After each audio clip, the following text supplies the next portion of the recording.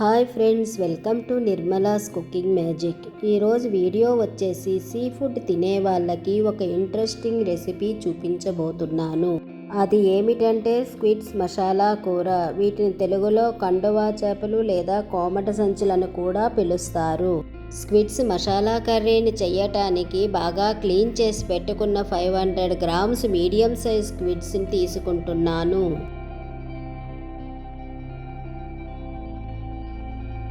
ఈ స్క్విడ్స్ని నేను 1 సెంటీమీటర్ అంత ఉండేటట్టు రింగ్స్లా కట్ చేసుకుంటున్నాను.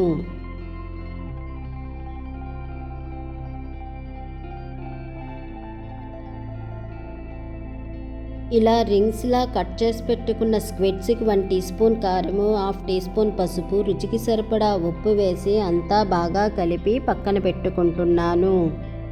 ఈ కర్రీ ప్రిపేర్ చేసుకోవటానికి ఒక మసాలాని ప్రిపేర్ చేసుకుందాం. దానికోసం ఒక మిక్సీ జార్లో 6 గార్లిక్ క్లోవ్స్, 5 రెడ్ చిల్లీస్, చిన్ని దాల్చిన చెక్క, 8 to 10 మిరియాలు, 3 లవంగాలు, నానబెట్టి పెట్టుకున్న 5 జీడిపప్పు పలుకుల్ని వేసి మెత్తని పేస్ట్ని చేసి పక్కన పెట్టుకోండి. ఇప్పుడు ప్యాన్ని వేడి చేసి దానిలో 1.5 టేబుల్ స్పూన్ ఆయిల్ని వేస్తున్నాను.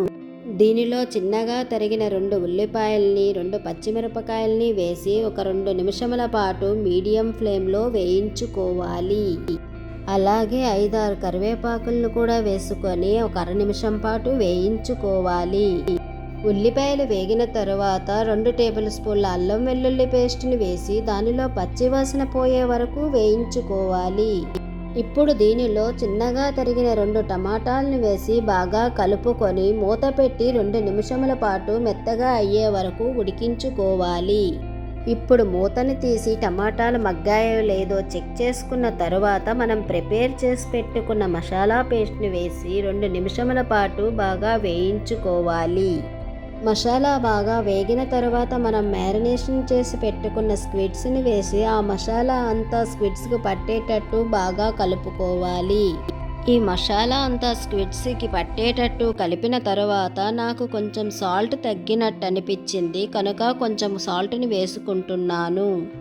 మీరు వాడే స్క్విడ్స్ క్వాంటిటీ తగ్గట్టు ఉప్పు కారాన్ని అడ్జస్ట్ చేసుకోండి. మసాలాలన్నీ బాగా కలుపుకున్న తర్వాత మూత పెట్టి 5 మినిట్స్ మీడియం ఫ్లేమ్లో ఉడికించుకోండి.